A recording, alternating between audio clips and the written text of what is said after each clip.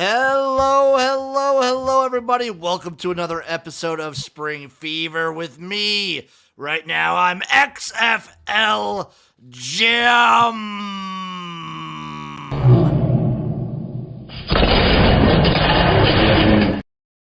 And I, of course, am joined by the one, the only Uncle Rico. Erik, cover your ears. Erik, cover your ears.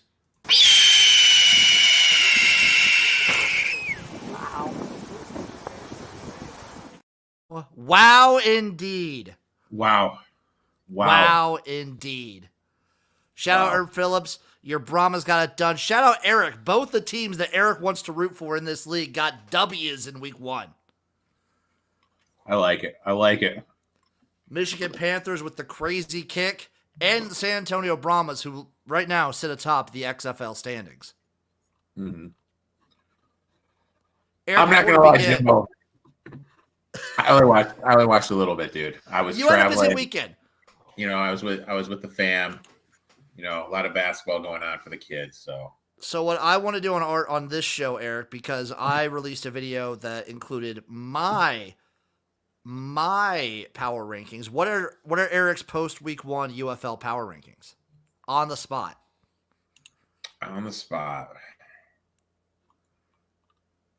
Stallions 1. Okay, I want to see if we have the same one. So yes, I had the Stallions 1. Brahmas 2. Yep, we're still lockstep so far. Panthers 3. Yep. Showboats 4. Yes. Battlehawks 5. Yes. Defenders 6. Yes. Renegades 7. Look at us. Just in it. Look at us right now, dude. Just in it, dude. Lockstep right now after week 1. It was a great week. Fantastic week. It was the best week, some are saying. Did you see the TV numbers, Erik? I did not, big guy. Lay it on me. Let me look them up real quick. I got them right here. Let's go. Pro Football. Shout out Pro Football Newsroom. Always love them. So, game number 1, Arlington versus Birmingham, 1.18 million. Okay. Game number 2, Michigan versus St. Louis, 1.349 million. Biggest game of the weekend, Michigan, St. Louis. Okay. San Antonio versus DC, 960,000. Houston versus Memphis, 703,000. So the ones that are both over $1 million are both on Fox. The 2 that are under $1 million are on ESPN. Okay. Which plays? That makes sense. That checks out. Also better than what we saw last year from the USFL's opening, and definitely better than what we saw from the XFL. This would have been like XFL week 5 or 6. Mm-hmm. Or like 4 or something. This is definitely better than what that week was. Yeah. Now it's to see. So week 1's under the books. You get that week 1 bump. But also remember this weekend, they were competing with March Madness, Sweet 16, and Elite 8. Baseball opening weekend. Yep. Now you kind of get a little clear sailing. I don't think there's any games that coincide with the Final Four. No. Also, the Battlehawks game beat out the Cardinals opener in St. Louis as a market. That's kind of funny. And then for actual attendance, the winners were Detroit and San Antonio, with both around 14,000. Which makes sense. Arlington and Houston both had around 9. Okay. Ooh, Dinsky coming in right now. Stallions, Brahmas, UFL championship game. I don't know if you guys watched our hot take episode, but both me and Erik actually, I'm still on the hot take, but they looked really, really good. They looked also Herb, also Easter weekend. Also Easter weekend too. Yeah. Yeah. If you guys watched the hot takes episode, both me and Erik had the Stallions not making the playoffs. Yeah. They look good. I know you didn't watch all of the games. They looked really good, especially in that second quarter. Matt Corral looks legit. I still don't know if they have the weapons on offense to win the league. Ooh, Lemon's asking, why didn't we go live yesterday? I had some issues, Lemons. I apologize to you personally. I love you, man. Just a man of the people. But Eric, it is time to venture to the future to preview week 2. There's a couple matchups that I'm extremely excited for. I think we start off with the game of the week. Let's just get right into it. We have the San Antonio Brahmas taking on the Memphis Showboats. The Brahmas are a 2-point road favorite in Memphis with an over-under set at 40. So here's my thing. Just kind of looking at the numbers from last week. Showboats offensively really did struggle. They only put up 226 yards, only at 32 yards rushing, by far the lowest total. On the board, $194 passing yards. I think this defense, the Brahmas, is going to be able to keep them in check because I think they're better than the Roughnecks defense. I think overall they are. The Roughnecks do have a good D line. Yeah. So my worry is the Brahmas' third down conversion rates. They were 1 of 8. They were 12.5%, lowest by far. Gun to my head, I'd probably take the Brahmas here. But one of my things, I'm never really a big fan of laying points on the road, so I probably won't do anything. Chris calling San Antonio by 8. I also want to lean towards the Brahmas, but like Eric alluded to, both these teams had certain struggles. The Brahmas' main one being third down conversions. I will say this, out of all the teams last week, San Antonio impressed me the most with their play calling and what they were able to do for the most part offensively. They just couldn't kind of get over the hump when it came to third downs. Memphis showed out in the first half, looked great in the first half, and this kind of struggled offensively through the latter half of the game. Like the Roughnecks defense looked pretty good against Memphis. And I'm high on this Memphis team. They have my favorite quarterback. I think this is the game of the week. You kind of see that by this being the lowest spread. Mm-hmm. I'm excited for this one. If I'm going to play anything, I think we kind of get a little fun here. I want to go over 40, but I think they might surprise us. 40's pretty low. But I'm going to go under. I probably play first half under. First half under, maybe especially. Herb, I know you didn't need the third downs, and they did great. Like, San Antonio did great on fourth downs. Mm-hmm. But, like, you got to, like, keep converting. And Memphis' defense actually surprised me. This is like game of the week material, though. Maybe if there's props out there, give me some props. Memphis' defense gave up only 174 yards. I mean, they were. I think that's more on Houston's offense, to be fair. Okay. The Roughnecks' offense was abysmal. It was bad. Big Herb coming out. Next game, by the way, Arlington, the Renegades plus 5.5 with the half point. Mel Tucker. 401k. Mel Tucker slept with my ex-wife. That's pretty funny. Speaking of which, Renegades Battlehawks. The Battlehawks are 5-point home favorites in the Battlehawks home opener. Over under 41.5 plus 180 on the money line for the Renegades. Both a little disappointing in week 1. I think St. Louis obviously more disappointing. Offense. They couldn't run the ball. You know what I mean? Like, I really feel like at the end of the day, you have to be able to run the ball in any level of football that you play. They only had 62 yards running. Obviously, you and I were very high on this team because they had A.J. McLaren. We thought he was going to be the best quarterback. Only threw for $199.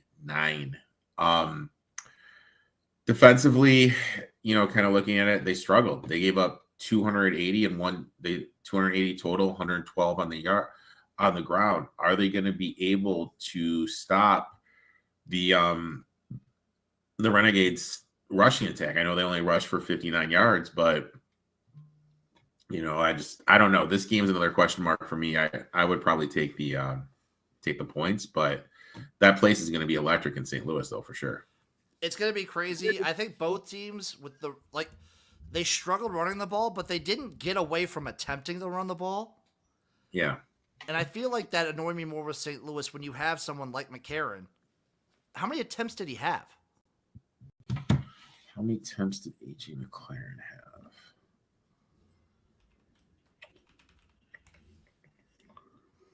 AJ Curbs chiming in. McLaren I is think DC is 24, better than they looked. We will see how that. Yes, I agree. 24 for 37, 216, 9.5 yards average completion, 2 tutties, long pass of 27, sacked 3 times. Like, I thought about it a little bit with the Renegades, but with St. Louis, I felt like their offensive line was pretty abysmal against Michigan. Yeah, but Michigan's defense did look pretty good. It did. This is a tough one.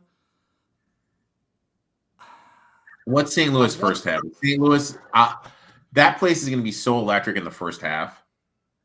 Yeah, I kind of want to take St. Louis either first half or first quarter. Yeah.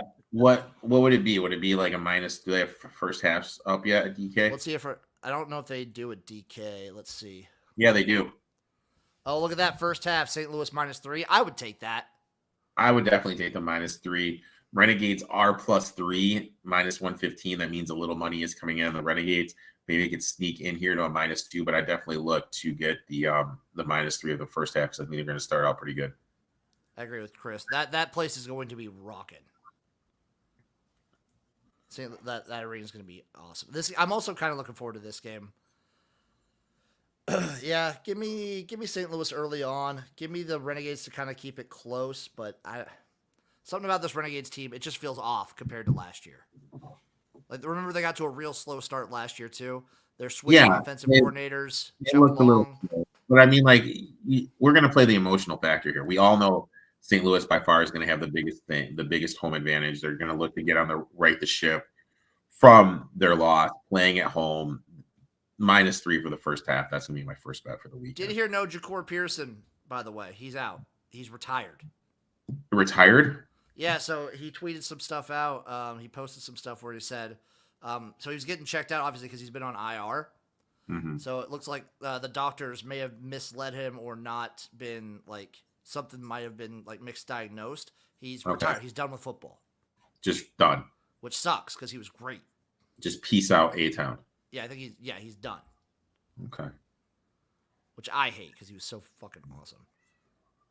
Up next, sorry, to go back, San Antonio Brahmas, I will say, John Trey Kirkland, he's my, if there was an MVP vote, I know he's probably going to go to a quarterback. Dude, he's so fun. He's going to be the best wide receiver in the league. I'm just going to call it right now. You're going to call it right now? Yeah. Up next, Birmingham Stallions, Michigan Panthers. The Stallions are 6.5-point road favorites, feeling themselves right now. Over under 41.5, +225 on the money line for the Panthers. Am I crazy? Am I crazy? So here's my thing. Now, granted, 1-game sample size. Who was the worst team against the pass last week? It was the Renegades. It was. Okay. They were rough.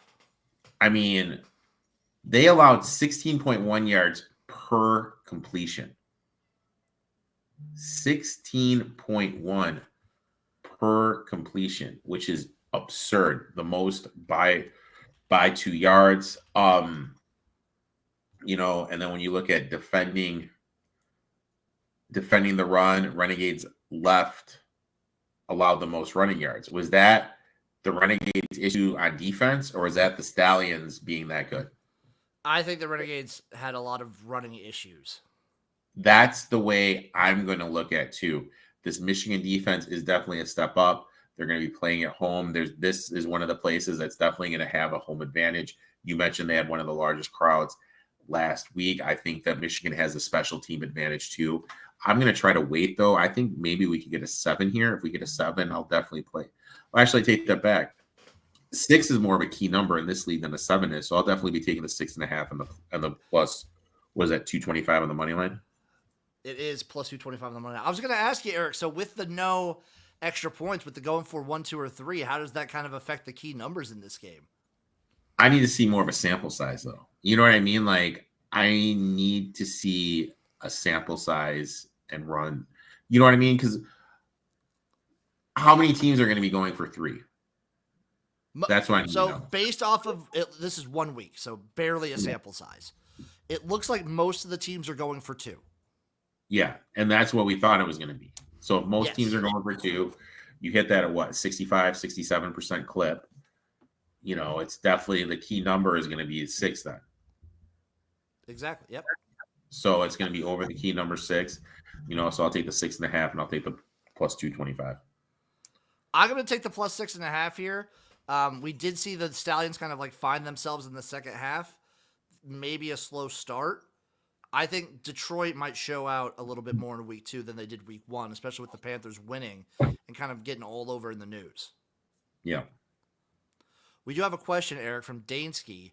So, opinion, the Panthers should have folded and the Breakers should have stayed based off geographic reasons. Jim, your thoughts? My thoughts are that I wish all the teams would have stayed, but you got to have a Midwest team. You need a team like the Panthers to cover, you need a team like that. And they obviously only kept the teams that already had stadiums. Yeah. So 2 factors there. I love the Breakers too. I like the Breakers too. I'm a little disappointed the Stars and the Generals aren't in this. Stars are my favorite. Also, my Maulers, disappointed with that. But you had to keep these teams, and you had it. Also, wasn't the USFL have that tie-in with Ford Field? Didn't they lease it out for like 2-3 years? Yeah, they have it for a while. That had to be one of the teams to be there just with that deal for them to play there. Why is that music going? What's going on? Oh, we're good. Dude, you watching a little Pornhub? Maybe. Oh. Eric, I gotta stay taut for the UFL. Okay, all right, respect. Yeah, I'm on the Panthers plus 6.5 here. I do think this is another great game. I want to see a little bit more out of EJ Perry. Just a little bit more. He looked pretty good at quarterback, but this team left a little bit to be desired. Stallions look great. I still don't believe offensively in all of the weapons they have. Like, the Renegades couldn't do anything against fucking Sternberger. Yeah.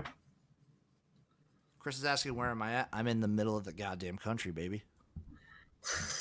The middle of the country, babe. Last game, Eric. 3 p.m. Houston Roughnecks, DC Defenders. DC is a 5-point favorite. Over under 41. Plus 185 on the money line for the Roughnecks. What was one of the toughest places to play last year, buddy? It was DC. DC, still, by the way, DC since 2020, Eric, undefeated at home. I'm going to be taking them first half, minus the 3. I'm taking them minus 5. Houston looked out of sorts. They looked out of sorts here, and I think DC is a team that can bounce back. DC looked rough. Don't get me wrong. They looked rough against the Brahmas. Yep. The Roughnecks are not the Brahmas. I think the Roughnecks are, like we talked about it, I think the Roughnecks are the worst team. I think they're the worst team, but my thing is this, dude. I'm just going to take the minus 3 because I think they can come out with their bats on fire, just kind of like St. Louis is going to. Yeah, give me DC minus 5. I think the place is going to be rocking. Get that beer snake a-flowing. Give me the first half. Get the lemons out. Get the lemons out, baby. Get the lemons out, baby. I'm excited for this one. Again, I will be streaming all of the games. Lemon asking, is Houston D good or is Memphis O not that good? I think it's... I would probably... So, this is based off a lot of preseason conjecture and whatnot. I came into the season thinking Memphis was going to have a good offense. So, I believe... And the Gamblers, remember, this is basically like the Gamblers team from last couple years, especially last year. Mm-hmm. They've had good defenses. Mm-hmm. So, I believe their defense can be good. I don't know if I believe offensively in the Houston Roughnecks. I also will play the under 41 in this game because I 100% do believe in the Defenders' defense. I believe in both defenses quite a bit. Okay, fair enough. Fair enough. Yes. Futures update, Eric. So here's the updated futures now. Stallions sitting at plus 220. Battlehawks plus 450. The Brahmas have moved from 14 to 1 to plus 500 in 1 week. Dude, I thought we talked about it. That was a team you had to bet on. You had to get on the Brahmas early. Defenders plus 600, Showboats plus 650, Renegades plus 750, Panthers plus 900. The Roughnecks sit at 15-1. No, not enough juice for this kid. I think we already grabbed the Showboats when they were like 600 or whatever. I already had the Showboats. Look, I'm not gonna lie. I have the Showboats Brahmas, and I have the Brahmas. I have the Showboats and the Brahmas. You're not 9-1 on the Panthers, baby? No. Because if they lose this week, that's going to move. You know what I mean? If they lose this week, that's going to move. And the book says they're going to lose. So that's true. Not bad. Because I think that they definitely have a shot. I mean, they do have a shot.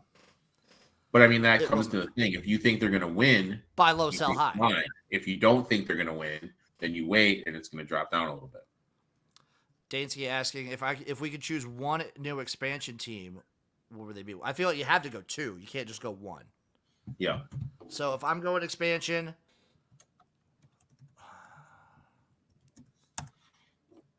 I would love, personally, I think Denver would be a good one. I think that would be fun. Uh-huh. Chris is coming here. Salt Lake City, Arizona, San Diego, Oklahoma. That's Oklahoma, right? Not Oakland. Yeah. Maybe. But here's the thing. Are they just going to create a new franchise? Or are they going to go with these like franchises that used to be XFL? They would probably move franchise. So the USFL just did trademarks for Canton. I think the Canton Bulldogs or something like that. And then I forget the other one they did. But Canton wouldn't be bad if Canton had their own team. I think that would be cool. Denver would be on the option list for me. And then another East Coast team. Give me somewhere in the East Coast. Chris is also saying suburban Chicago. Eric, that'd be awesome for you. That's right where I am. I'm looking at Reddit right now. And Austin Wranglers, Baltimore Stars, Boston Breakers, Dallas Stallions, Denver Gold, LA Express, Oklahoma Outlaws, Portland Breakers, San Antonio Gunslingers. Those are the old USFL teams. Yeah, so obviously San Antonio already has a team. Chris chiming in Milwaukee, Minneapolis. I wouldn't hate a team in Minnesota. Yeah. I would like Denver. I think San Diego could work. If you do San Diego, you should also bring back Seattle. But like, they're not going to go west, I don't think. I don't think they're going to go west either. I think they're going to keep I think Texas is going to be as west as they go.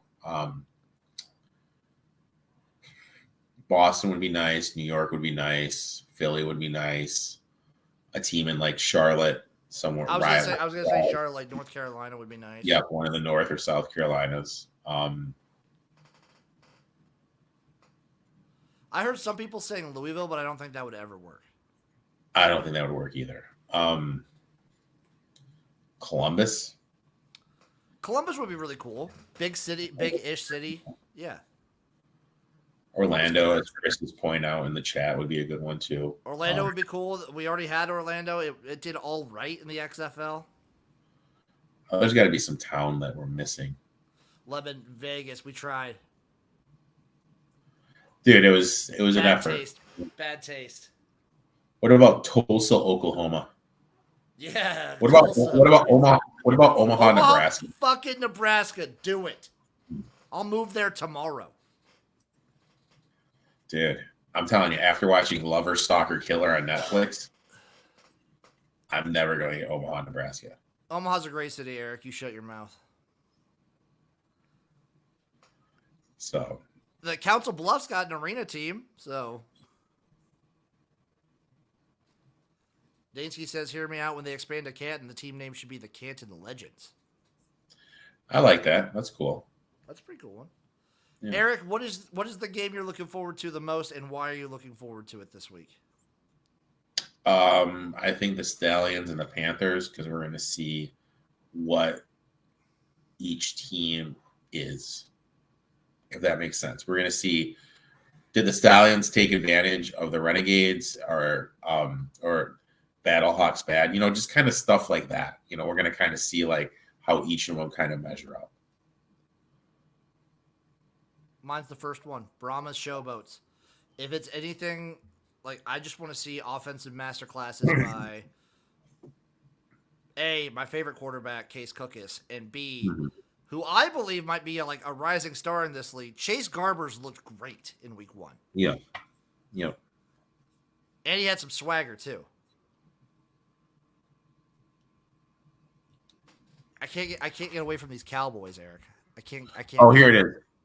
The Canton Bulldogs, Ohio Bulldogs, Nashville Turners. Oh, Nashville. Nashville wouldn't be. I mean, they already have Memphis. Why do you want Nashville? I don't know. I'm looking at this on Instagram. Yeah, I don't know. If you already have Memphis, I don't know if I want Nashville. I don't know.